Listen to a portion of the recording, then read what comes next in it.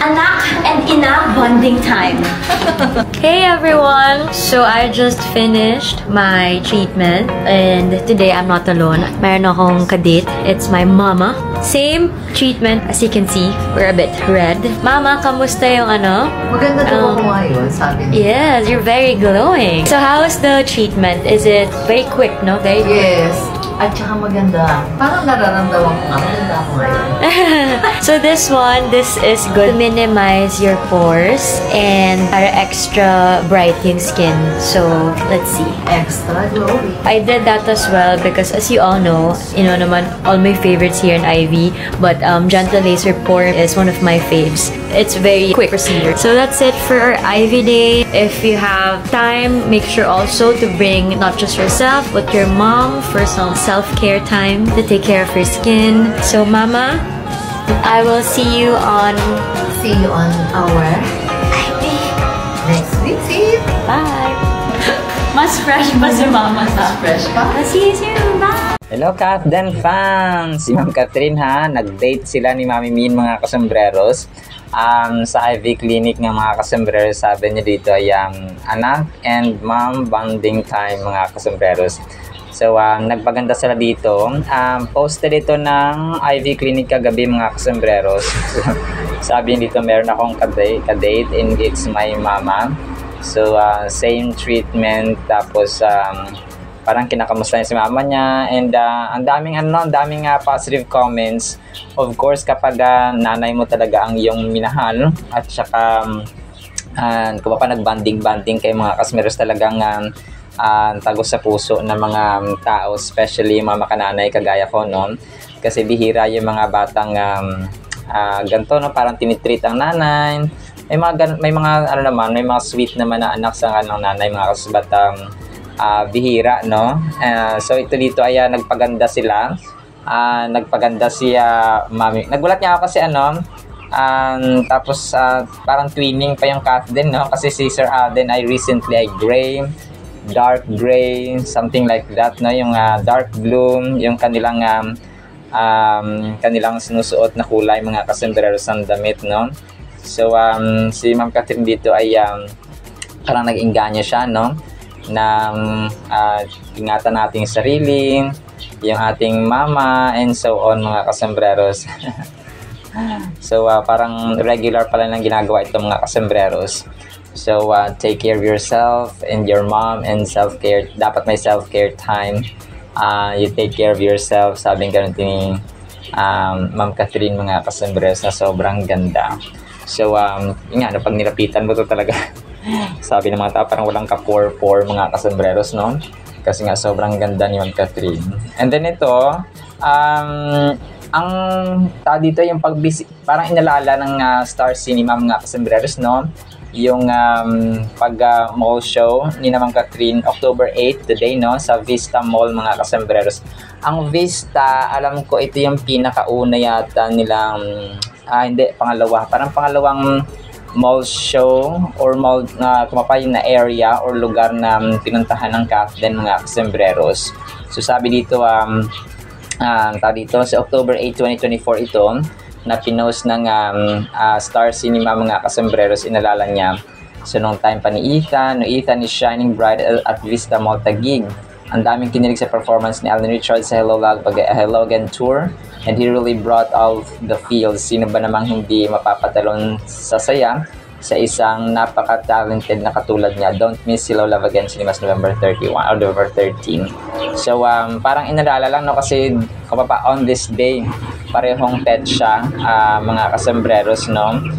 October 8, 2025 2024 mga kasombreros yung una nilang dito yung kanilang pag mall tour mga kasombreros. And then ito, spotted Sir Alden, no? Kahapon ito mga kasombreros, parang may isang fan na kahit na naka-glasses or naka-shades Sir Alden, habang nagbabike siya kahapon, ayan, naispatan siya, tapos in-upload kagabi mga kasombreros na yung video. So hindi na tinawag, no? Parang siya ay nakamotor, sabi niya Alden Richards. So parang ganon, pero mahina lang siya, parang hindi niya na tinawag mga kasombreros kasi siguro nahiya siya. Pero nakilala niya talaga at parang na-acknowledge niya na ito ay si Sir Alden, mga kasombreros, no? So parang naka-gray, nag-green ang outfit ni Sir Alden, mga kasombreros, no? Kasi nga twinning ang twinning ang peg ng dalawang ito, mga kasombreros. So ang laki ng katawan ni Pops Alden, no? Sana ako ay bigyan mo ng muscles. De, joke lang po, mga kasombreros. So parang naka-stoplight kasi ito, kung kaya namataan nila at saka napansin na na-acknowledge siya Tisoy ito, mga kasombreros. So kahit na naka full gear ng kanyang cycling, mga kasombreros. And then ito, next item natin, mga kasombreros. So ito ay parang siya, parang may isang pastor daw na parang tawag dito. Sabi niya kay Sir Alden ay overacting with matching hypocrisy. Sabing ganun ng pero hindi ko alam kung ito, baka ibang kasi parang siya, parang nakakalungkot. Kasi nung time na parang napaiyak si Sir Alden sa Stars on the Floor, tapos parang of course nabash siya ng mga Alden fans, mga kasombreros, na bakit niya ginudge si Sir Alden. Mangyak-nyak nga siya that time, mga kasombreros, nung time na parang yung si mama niya, Mama Rio niya, naalala niya, mga kasombreros, tapos napaiyak nga siya dun sa Stars on the Floor. Tapos ito pa yung comment na tanggap ng isang Alden fans, mga Alden admin, mga kasombreros. Sabi dito ng si Celso, sabi niya, overacting with matching hypocrisy. Pero parang hindi siya pastor, no? Parang something na kasi hindi ko alam kung Bible itong hawak niya, mga kasombreros. And then ito, so nabuhay na naman itong Mayor Mark Alcala issue spotted, mga kasombreros, ni Ma'am Catherine, no? Kasi nga dito sa isang fan ay parang nagpa-picture sila, no? Tapos Ma'am Catherine naka-cap, tapos naka-white, mga kasombreros. White din yung cap at saka white din po yung kanyang cap, mga kasombreros.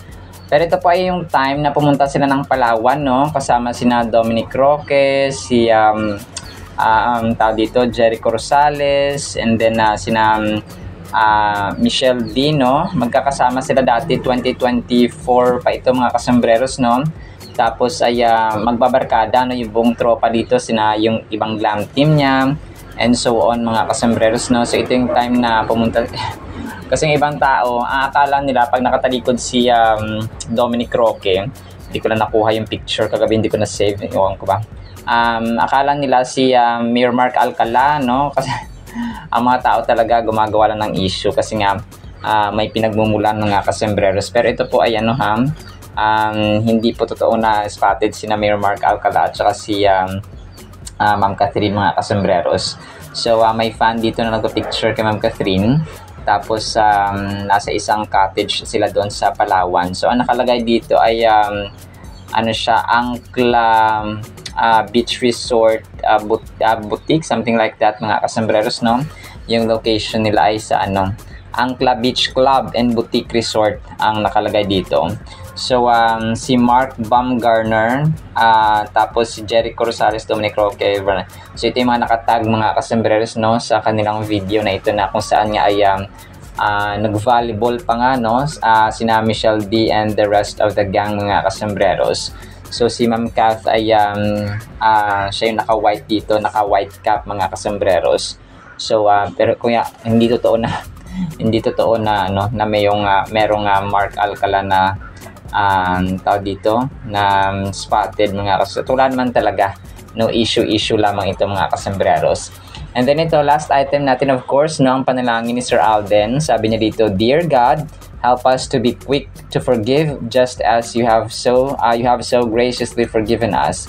Remind us that it's not right to withhold forgiveness when we see ourselves have been forgiven so much through Christ.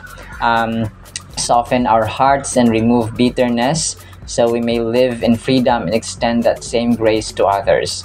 As Ephesians 4:32 says, be kind and compassionate to one another, forgiving each other just as Christ, God, forgave you. May your forgiveness shape how we treat one another today. In Jesus' name, amen." So amen and amen, Pops Alden. So maraming salamat sa word of forgiveness, no, kay Lord, mga kasombrero, sa pamagitan ni Sir Alden Richards, mga kasombrero. Talagang pinagpapala ang taong nagmamahal at umiibig sa Panginoon, mga kasembreros. So, yun po siya. Actually, yan lamang sa ating Catholic items, no? Sana po ipakinggan po natin ang ating Word of God.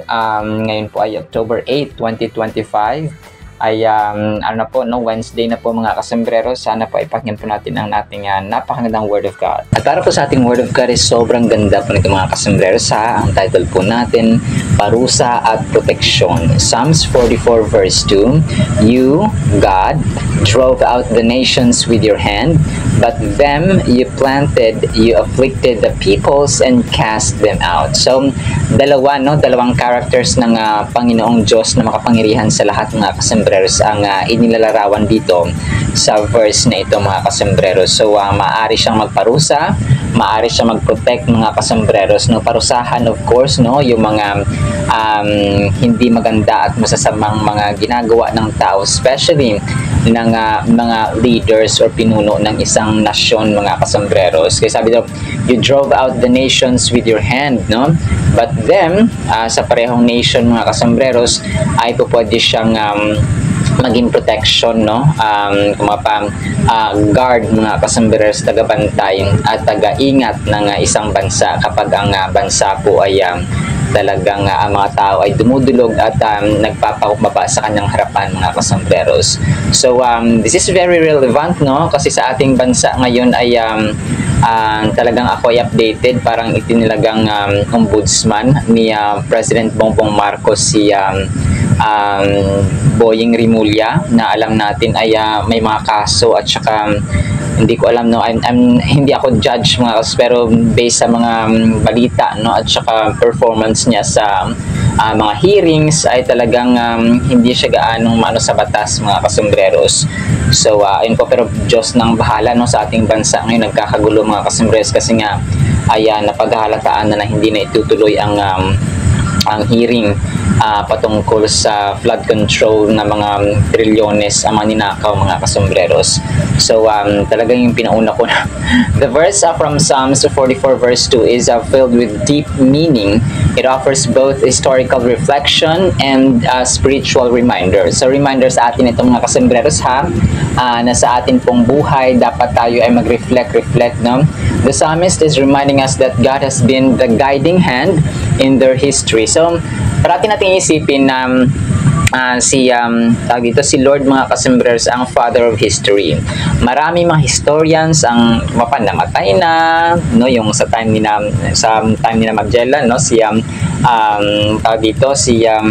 Antonio Pigafetta, ang dami mga historians, sila Socrates, mga philosophers, no, Plato, and so on, mga kasembreros. No, marami ng mga historians sa ating kasaysayan ang namatay na, mga kasembreros. But God has the complete records, mga kasembreros, sa heaven ng kasaysayan ng mundong ito. Even sa darating pang panahon. Grabe, no?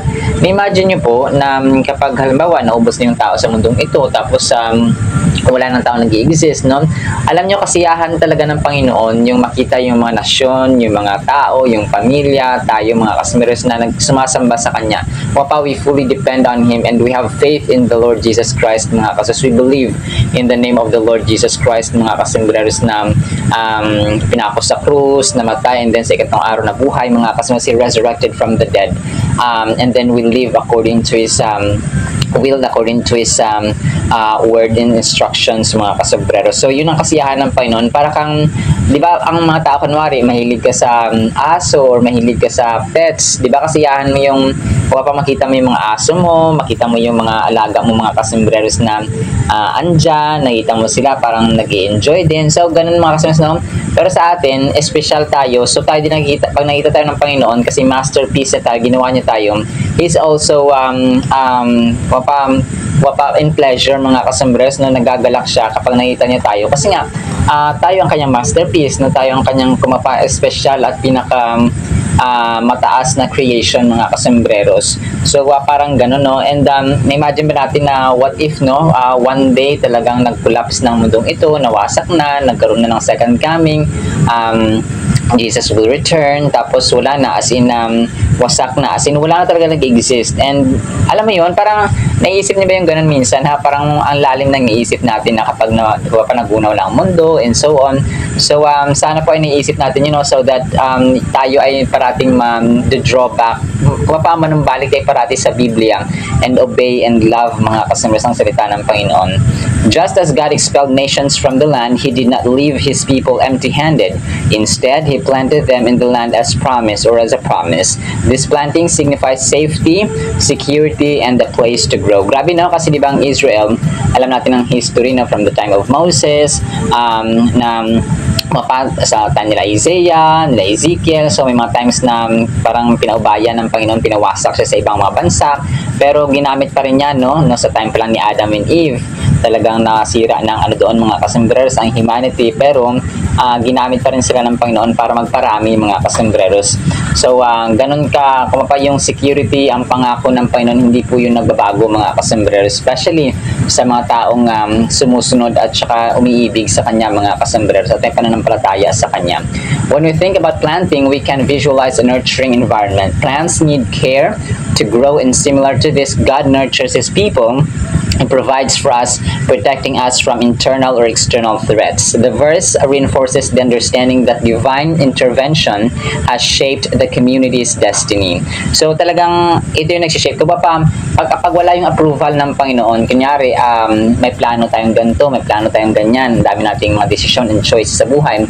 Kapag hindi po niya iaalaw, mga kasumasula po tayong magagawa. That is why ang tayo dapat po ay talagang yung ating first and final na prayer, ating dinudulugan, ng ating hinihinga ng approval, mga kasamaras, ay ang ating Panginoon. Because kapag meron siyang kapag ginagawa natin yung kanyang will at ayon yun sa kanyang will, trabaho mo, gusto mo ganitong trabaho, gusto mo ganitong career, gusto mo ganitong partner, gusto mo ganitong desisyon.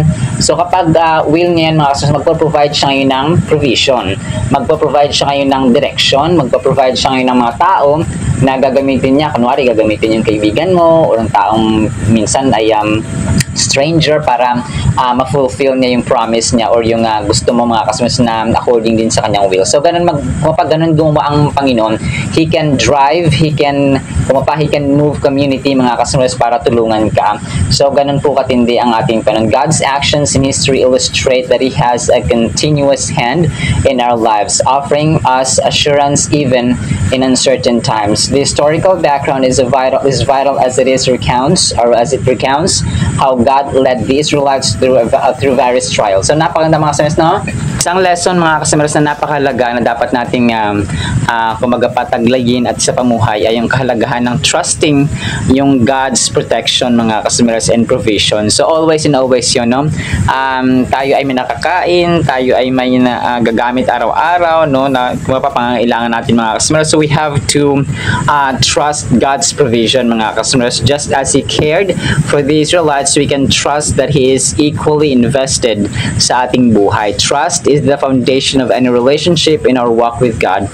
Acknowledging His past faithfulness fosters trust in the future. So, yun ang isa sa mga sikreto, mga kasambreros, ay yung pagre-recall, yung pagre-remind, yung pagre-replay, yung inuulit-ulit natin yung kabutihan ng Panginoon. Let's say, kahit na 10 years ago pa yan, 15 years ago pa yan, last year pa yan, kailangan i-recall natin yung kabutihan ng Panginoon, na ikaw ang Diyos na ginawa mo sa akin to nung gantong taon.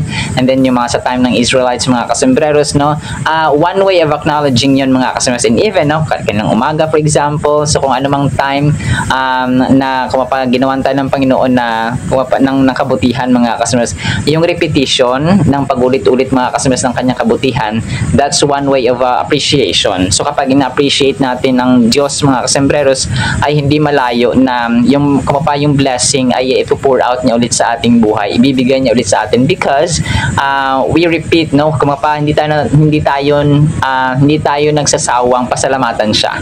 So ganun, mga kasers, di ba yung tatay natin at saka magulang, for example, o kapatid man dyan, kapag inulit-ulit sila pinasalamatan, nire-recall natin yung kanilang kabutihan, so sila din ay parang maingganyo ulit na magbigay ulit, no, ganun, mga kasembreros.